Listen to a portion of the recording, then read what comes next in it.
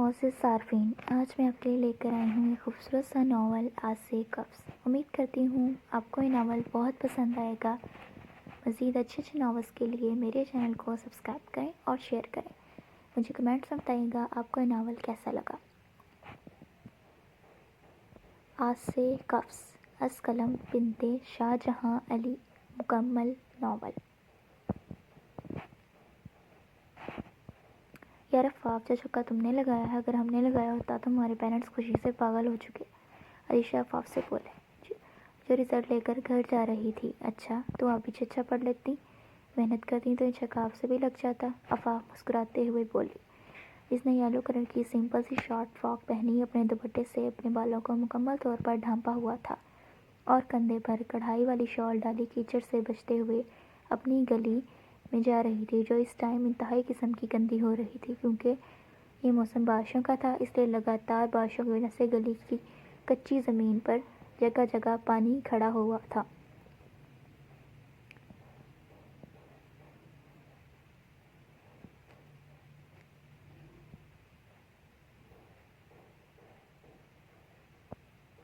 یار اتنا ڈھیر سارا ہی تو پڑھنے نہیں ہوتا، عریشہ منہ بنا کر بولی۔ افاف مسکرانے لگی۔ عریشہ کی باتوں پر ویسے یار آخر اس کے پیچھے وجہ کیا ہے جو تم نے اتنے اچھے مارکس لیے ہیں؟ یعنی غضب خدا کا، ایف ایس سی میں تم نے 1082 نمبر لیے ہیں۔ عریشہ صدمے سے بولی، کیونکہ اسے ابھی تک یقین نہیں آ رہا تھا۔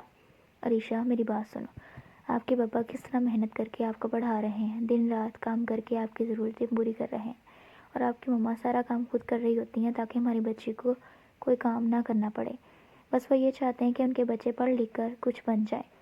جب آپ کو اس بات کا احساس ہوگا نا کہ ہمارے پیرنٹس کن کن مشکلات کا سامنا کرتے ہوئے ہیں، وہ بھی ہمارے لیے، تو انشاءاللہ آپ کے خود اتنے اچھے مارکس آ جائیں گے۔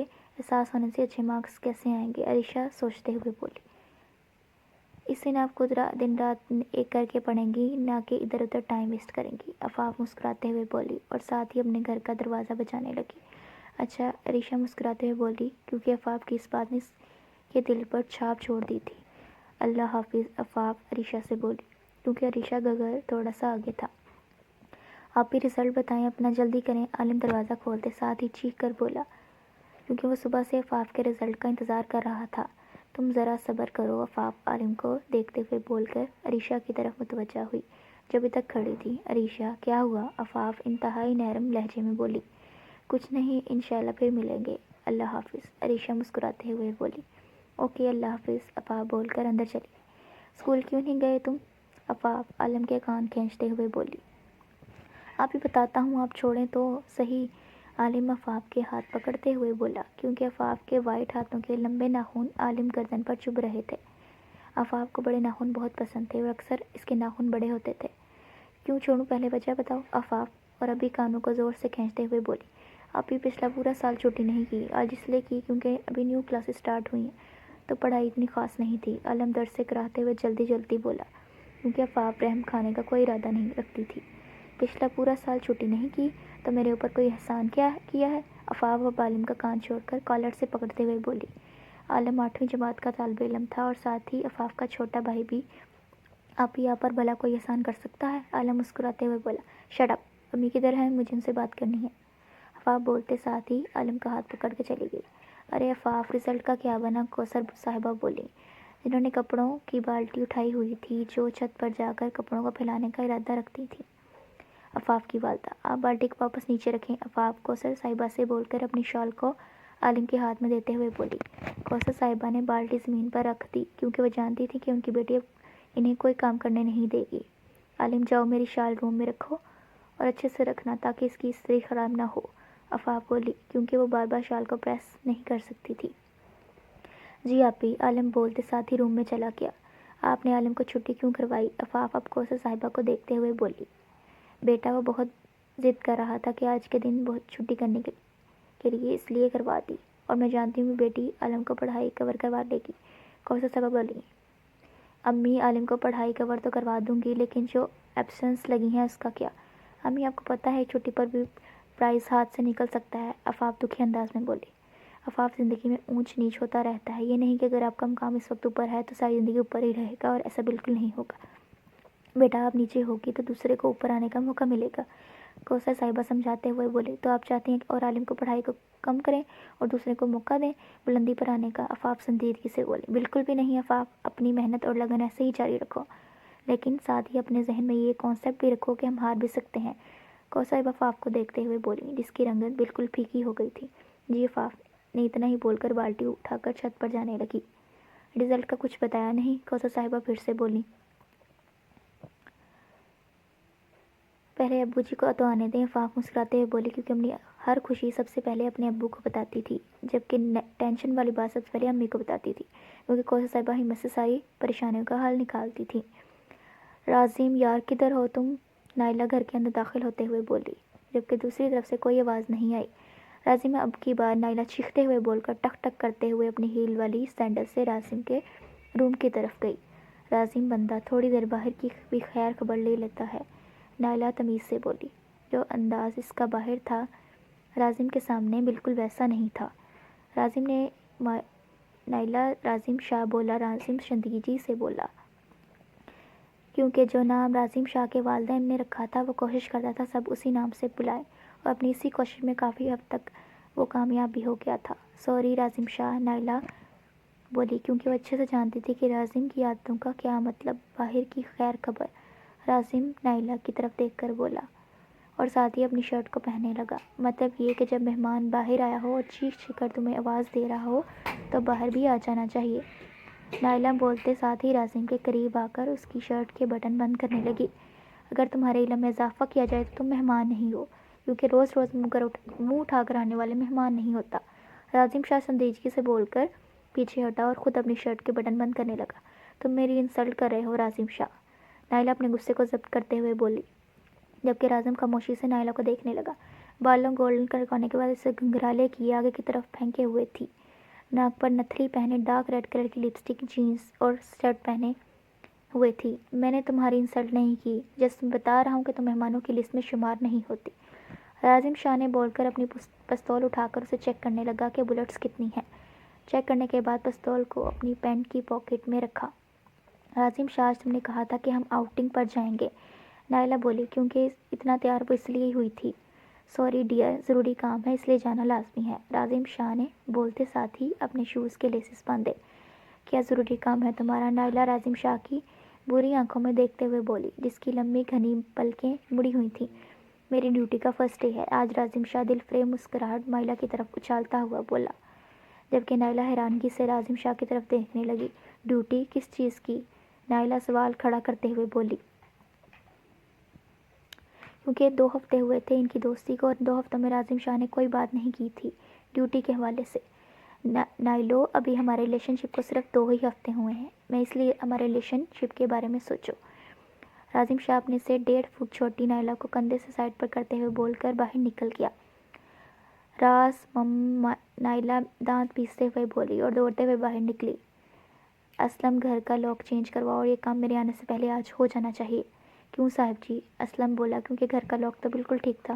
رازم نے جیسے ہی سیڑھیوں سے اترتی نائلہ کو دیکھا تو اسے سناتے ہوئے اونچی آواز میں بولا، اسلم، گھر کا لاک اس لیے چینج کرو کیونکہ اب لوگوں نے ہمارے گھر کی ڈپلیکیٹ چابیاں بنا لی ہیں اور بنا اجازت کے گھر میں داخل ہو جاتے ہیں۔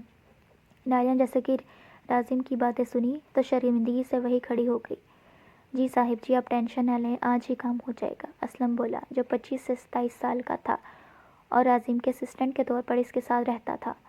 گڈ، رازم شاہ بولتے ہوئے ساتھ ہی باہر نکل گیا۔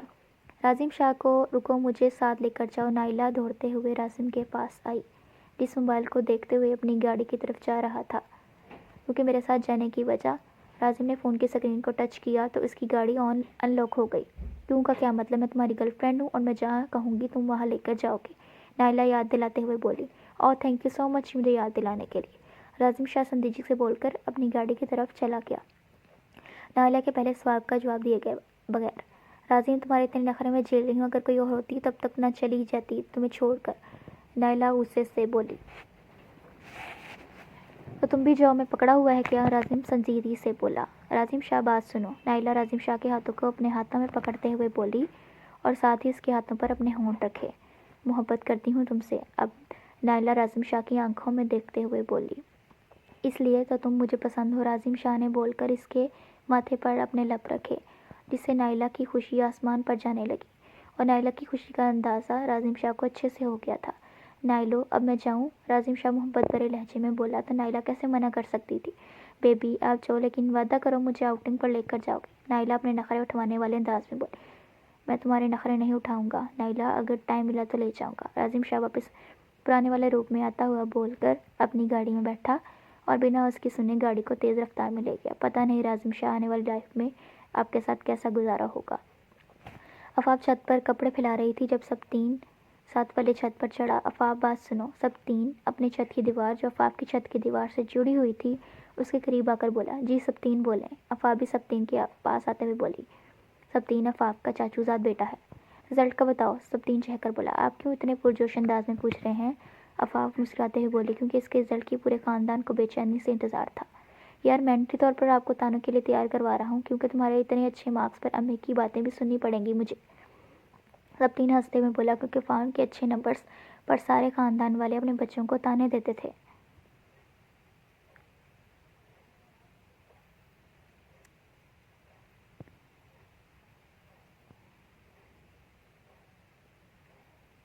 سبتین مینٹلی طور پر آپ تیار ہو جائیں تانوں کے لیے، اور مارکس بعد میں بتاؤں گی کہ کتنے آئے ہیں۔ آفاق ہنستے ہوئے بولی۔ مارکس بھی ابھی بتا دو پلیز، سبتین منت والے انداز میں بولا۔ نہ پہلے ابو کو بتاؤں گی، اس کے بعد سب کو، آفاق بولی۔ ٹھیک ہے پھر، سبتین خفگی سے بولا۔ سبتین آپ نے تو اپنی اسٹڈیز کمپلیٹ کر دی ہیں، جاب بھی کرے ہیں ماشاءاللہ، پھر آپ کو کیوں تانے ملیں گے؟ آفاق اپنی ہنسی کنٹرول کرتے ہوئے بولی۔ یار مارکس اچھے نہیں آئے تھے میرے، اور اوپر سے اللہ نے دوسرے بھائی بھی دیا ہے، وہ بھی نکما۔ غلطی اس کی ہو تو ڈانٹ اس کو پڑھتے پڑھتے مجھے پڑھنے لگ جاتی ہے کہ بڑا بھائی نالائق تھا تو چھوٹا کون سا لائق ہوگا۔ اور ساتھ ہی سننے کو ملتا ہے کہ طاہر کے بچوں کو دیکھو۔ سبتین منہ بنا کر بولا۔ آفاق بس اتنا ہی بولی۔ آپ بھی ابو آ گئے ہیں، عالم نے دوڑتے ہوئے چھت پر آیا۔ اتنی جلدی تایا ابو آ گئے؟ سبتین حیرانی سے بولا، کیونکہ ابراہیم صاحب کافی لیٹ گھر آتے تھے۔ سبتین بھائی جس دن آپ کا رزلٹ ہو اس دن ابو جلدی آتے ہیں، آپ کو پتہ نہیں ہے کیا؟ عالم حیرانگی سے بولا۔ پتہ ہے مجھے، سبتین مسکراتے ہوئے بولا۔ ٹھیک ہے آفاق تم جاؤ، سبتین بولا۔ جی آفاق بول کر عالم کے ساتھ نیچے چلی گئی۔ بابا مجھے جاب کرنی ہے، آئینہ رفاقت صاحب کے سامنے بیٹھتے ہوئے بولی۔ کیوں؟ رفاقت صاحب سنجیدگی سے بولے۔ بابا مجھے بچپن سے کتنا شوق تھا جاب کا، میں نے CSS کیا تھا کہ جاب بھی کروں تو ہائی پوسٹ والی کروں، میں آرڈر چلاؤں نہ کہ کوئی مجھ پر چلائے۔ آئینہ اپنے بابا کی طرف دیکھتے ہوئے بولی۔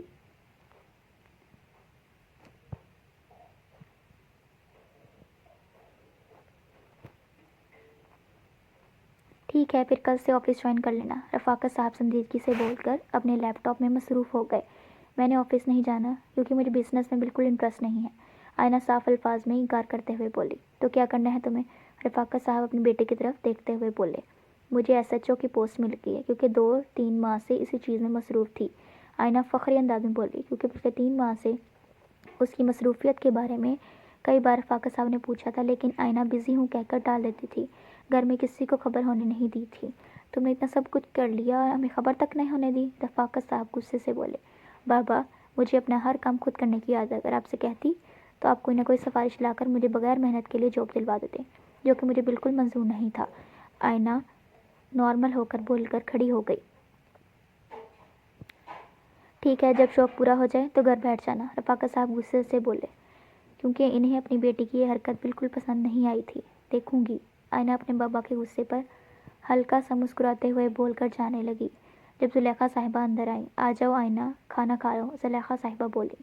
ماما ابھی تو میں شاپنگ کرنے جا رہی ہوں، آئینہ خوشی سے بولی، کیونکہ کل سے اس کی زندگی میں چینج آنے والا تھا۔ بیٹا پہلے کھانا کھا لو اس کے بعد چلی جانا۔ نہیں ماما بھوک نہیں ہے، آئینہ بول کر زلیخا صاحبہ کے سائڈ سے نکل گئی۔ ابراہیم صاحب کرسی پر بیٹھے ہوئے تھے جب آفاق چھت سے دوڑ کر سیدھا اپنے کمرے میں گئی اور وہاں سے جا کر اپنا رزلٹ اٹھا کر باہر لائی۔ ابو! آفاق خوشی سے ابراہیم صاحب کے پاؤں کے پاس بیٹھی اور اپنا رزلٹ ان کے ہاتھوں میں دیا۔ ابراہیم صاحب نے جب آفاق کا رزلٹ دیکھا تو فرسٹ پوزیشن حاصل کی تھی اس نے۔ میں جانتا تھا میری گڑیا A+ گریڈ لے گی، کیونکہ اس نے اپنے ابو کو کچھ بن کر دکھانا ہے، ابراہیم صاحب آفاق کے سر پر پیار کرتے ہوئے بولے، تو آفاق مسکرانے لگی۔ ابو آپ نے اور امی نے آنا ہے، کیونکہ ہم سب پوزیشن ہولڈر کے لیے بہت بڑی تقریب ہے جس میں بڑے بڑے خصوصی مہمان بھی شرکت کریں گے۔ آفاق خوشی سے بولے، ٹھیک ہے بیٹا، ہم تو تیار ہیں آپ کی تقریب میں شامل ہونے کے لیے۔ ابراہیم صاحب خوشی سے بولے کیونکہ ان کی بیٹی کی وجہ سے انہیں بہت عزت ملی تھی۔ السلام علیکم۔ نورین صاحبہ سبدین اور فتین گھر میں داخل ہوتے ہوئے بولے۔ وعلیکم السلام۔ ابراہیم صاحب مسکرا کر بولتے ساتھ ہی کھڑے ہو گئے۔ آفاق جاؤ، یہ مٹھائی لو اور ہم سب کا منہ میٹھا کراؤ۔ نورین صاحبہ ایک مٹھائی کا پورا ٹوکرا لائی ہوئی تھی جو انہوں نے آفاق کو دیا۔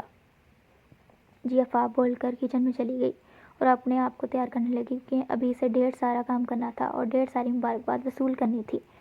راضم شاہ کا آج پہلا دن تھا۔ وہ ڈی ایس پی کی پوسٹ پر تھا جہاں اس کے انڈر کافی تھانے تھے جس کی اب اسے اچھے سے خبر لینی تھی۔ راضم شاہ کے ارد گرد کافی پولیس والے کھڑے تھے جو راضم شاہ کے حکم کا انتظار کر رہے تھے، جبکہ راضم شاہ اپنی پیشانی مسلتے ہوئے کچھ سوچ رہا تھا۔ مسٹر زعیم، آپ نے میری میٹنگ ارینج کروانی ہے سب پولیس اسٹیشن کے ہیڈ سے، اوکے؟ راضم شاہ اپنے سامنے کھڑے ایس ایچ او زعیم سے بولا۔ یس سر۔ زعیم اپنے ہاتھ باندھے پیچھے کھڑا تھا۔ سعید زعیم پھر سے بولا۔ یس۔ راضم شاہ نے اپنے سامنے ڈھیروں فائل کو دیکھتے ہوئے بولا۔ سر کس ٹائم میٹنگ ارینج کروانی ہے؟ زعیم راضم شاہ کی طرف دیکھتے ہوئے بولا۔ کل رات 3 بجے، کیونکہ 7 ماہ سے یہ والا کیس آپ میں سے کسی بھی پولیس سے حل نہیں ہو رہا۔ راضم فائل کو ہاتھ میں لہراتے ہوئے بولا۔ سر، آپ سے پرسنلی بات کرنی ہے۔ زعیم اپنے ارد گرد پولیسز کی طرف دیکھتے ہوئے بولا جو بالکل سیدھے تیر جیسے کھڑے تھے لیکن باتیں ساری سن رہے تھے۔ اوکے، آپ سب اپنا اپنا کام کریں۔ راضم شاہ اونچی آواز میں سب سے بولا۔ یس سر۔ سارے پولیسز ایک ہی آواز میں بول کر لائن سے باہر نکل گئے۔ زعیم بیٹھ جائیں۔ راضم شاہ فائل ٹیبل پر رکھ کر اپنے دونوں ہاتھوں کو مسلنے لگا۔ سر، یہ کیس اس لیے ہم سے ابھی تک حل نہیں ہوا کیونکہ کچھ بھی سمجھ نہیں آ رہی۔ زعیم پریشانی سے بولا اور ساری پریشانی اس کے چہرے سے جھلک رہی تھی۔ آپ بتانا شروع کریں، شروع سے لے کر آخر تک۔ راضم شاہ اپنی شرٹ کے بازو فولڈ کرتے ہوئے بولا۔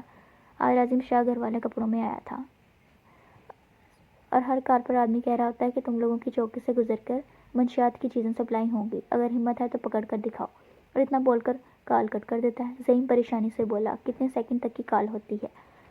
راضم شاہ سنجیدگی سے بولا۔ سر 15 سیکنڈ میں بات کرتا ہے اور پھر کال کٹ کر دیتا ہے۔ زعیم اپنے ماتھے کا پسینہ صاف کرتے ہوئے بولا۔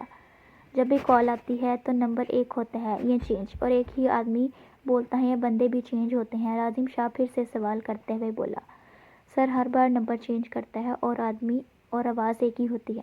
اوکے، راضم شاہ مسکراتے ہوئے بولا کیونکہ اسے کافی حد تک سمجھ آ چکی تھی۔ اب جب کال آئی تو میں خود دیکھوں گا اور شہر کی سب سے بڑی چیک پوسٹ پر چیکنگ ہمیں خود کروں گا۔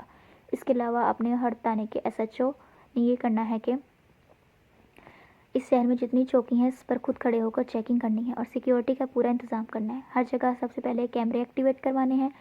فائن، راضم شاہ کو دیکھتے ہوئے بولا جس نے ہاں میں سر ہلایا۔ گڈ، آپ جا سکتے ہیں، راضم شاہ کھڑا ہو کر بولا۔ تو زعیم باہر نکل گیا۔ آج تو پہلا دن بھی نہیں تھا سرکار، اتنا کام کرنے کو دے دیا۔ زعیم روتا ہوا منہ بنا کر بولا، یا اللہ میرا ٹرانسفر کروا دے کسی اور شہر میں۔ زعیم دعا کے لیے ہاتھ کھڑا کرتے ہوئے بولا کیونکہ وہ سمجھ گیا تھا کہ اس دفعہ آنے والا ڈی ایس پی باقی ڈی ایس پیوں کے نسبت کھانے والا نہیں ہے۔ منہ تفاف سب کا میٹھا کروا چکی تھی، اب سب کے لیے چائے بنا رہی تھی کیونکہ بہت سے مہمان آئے ہوئے تھے اس سے ملنے۔ ویسے ابراہیم بھائی، آپ تو بہت خوش قسمت ہیں جو اللہ نے آپ کو اتنی خوبصورت اور ذہین بچی دی ہے۔ نورین صاحبہ مسکراتے ہوئے بولی۔ نورین صاحبہ ابراہیم صاحب کے بھائی کی بیوہ تھیں۔ چاچی جان، ابو خوش قسمت نہیں ہیں، میں خوش قسمت ہوں۔ آفاق ٹرے میں چائے کے ساتھ کباب اور روز لاتے ہوئے بولی۔ بیٹا ابراہیم صاحب تو ٹیکسی ڈرائیور ہیں، جتنی عزت انہیں تمہاری وجہ سے ملی ہے مجھے نہیں لگتا پہلے کبھی ملی ہوگی۔ نورین صاحبہ سچ بولی۔ آفاق کو نورین صاحبہ کی بات بالکل پسند نہیں آئی تھی لیکن پھر بھی خاموش ہو گئی۔ میری بچی کو اللہ نظر بد سے بچا کر رکھے اور ہمیشہ اللہ پاک اسے کامیاب کرے۔ ابراہیم صاحب بات کو دوسری طرف بدلتے ہوئے بولے کیونکہ آفاق کے بدلتے ہوئے تاثرات وہ دیکھ چکے تھے۔ بالکل ٹھیک کہا آپ نے بھائی صاحب، نورین صاحبہ مسکراتے ہوئے بولی اور ساتھ ہی آفاق سے دوبارہ بولا، بار بار ابو کے پاس بیٹھ جاتی ہو، ادھر آؤ چاچی کے پاس۔ نورین صاحبہ مصنوعی غصہ دکھاتے ہوئے بولی تو آفاق مسکراتے ہوئے نورین صاحبہ کے پاس بیٹھی۔ ابو جی، اب آگے میں نے یونیورسٹی میں ایڈمیشن لینا ہے۔ آفاق اپنی بات پر آئی جو کب سے وہ کرنا چاہ رہی تھی۔ ٹھیک ہے، لے لینا ایڈمیشن۔ ابراہیم صاحب مسکراتے ہوئے بولے، کوئی ضرورت نہیں بچے آگے پڑھنے کی، کوثر صاحبہ سنجیدگی سے بولی کیونکہ انہوں نے آفاق کی FSC بھی بہت مشکل سے پاس کروائی تھی۔ السلام علیکم کوثر باجی، کائنات گھر میں آتے ہوئے بولی۔ کائنات کوثر کی چھوٹی بہن تھی جس کی شادی کو 4 سال ہو گئے تھے لیکن اولاد کی خوشی سے محروم تھی۔ بعد میں بات کریں گے اس ٹاپک پر، آفاق مسکراتے ہوئے بول کر کھڑی ہوئی تاکہ اپنی خالہ سے مل سکے۔ وعلیکم السلام، کائنات کوثر صاحبہ اپنی چھوٹی بہن سے گلے ملتے ہوئے بولی اور ٹاپ ہی نہ کیا۔ کائنات آفاق کے گالوں کو زور سے کھینچتے ہوئے بولی، جی خالہ جانی، آپ کی بھانجی نے ٹاپ ہی کیا ہے۔ آفاق ہنستے ہوئے بولی۔ آفاق اور اس کی خالہ آپس میں بہت زیادہ کلوز تھے۔ خالہ بھانجی والا رشتہ نہیں تھا بلکہ دوستوں جیسا تھا۔ کائنات نے آفاق کی خوبصورتی کو دیکھتے ہوئے اسے پریٹی کا لقب دیا تھا۔ مبارک ہو بہت، کائنات آفاق کو حق کرتے ہوئے بولی۔ سب کے سب ان دونوں کی حرکتوں پر ہنسنے لگے۔ کائنات جاوید کہاں ہے؟ کوثر صاحبہ بیچ میں بولی کیونکہ یہ دونوں کسی تیسرے کا بولنے کا موقع ہی نہیں دیتے تھے۔ وہ آ رہے ہیں، کائنات بول ہی رہی تھی جب جاوید اندر آیا۔ او آ گئے، کائنات مسکراتے ہوئے بولی۔ جاوید صاحب سے سلام دعا کر کے بیٹھا ہوا تھا تو ابراہیم صاحب بولے، جاؤ بیٹا کچھ لے کر آؤ۔ جی، آفاق بول کر کھڑی ہوئی تو اسی کے ساتھ کائنات بھی کھڑی ہو گئی۔ آفاق نے مسکراتے ہوئے کائنات کا ہاتھ پکڑا اور اسے اپنے ساتھ کچن میں لے گئی۔ آفاق کے جاتے ہی ساتھ ہی سبطین آیا کیونکہ وہ کسی کام سے باہر گیا ہوا تھا۔ سب بڑے آپس میں باتیں کر رہے تھے اس لیے سبطین فتین اور عالم کے پاس بیٹھ گیا جو لوڈو کھیل رہے تھے۔ سبطین یہاں سے آرام سے اٹھ جاؤ، فتین غصے سے بولا کیونکہ جب بھی سبطین ان کے ساتھ بیٹھتا تو بیچ میں بول کر فتین کو ہرا دیتا تھا۔ فتین بھائی بولا، تم سے کتنے بڑے ہیں؟ وہ آفاق کسی سے کام سے باہر آئی ہوئی تھی۔ فتین کی بات سن کر اسے سمجھانے پہنچ گئی۔ جی بھابی جان، آئندہ آپ کے فیوچر ہسبینڈ کو بھائی بولوں گا، فتین کراہ سا جواب دیتے ہوئے بولا۔ آفاق غصے سے فتین کو گھورنے لگی جبکہ سبطین اپنے چہرے پر ہاتھ رکھ کر ہنسی کنٹرول کرنے لگا۔ آفاق اور سبطین کا رشتہ سبطین کے بابا نے پکا کیا تھا اور ان کی ہمیشہ سے یہی خواہش تھی کہ عفان سبطین کی دلہن بنے۔ آفاق واپس کچن میں چلی گئی۔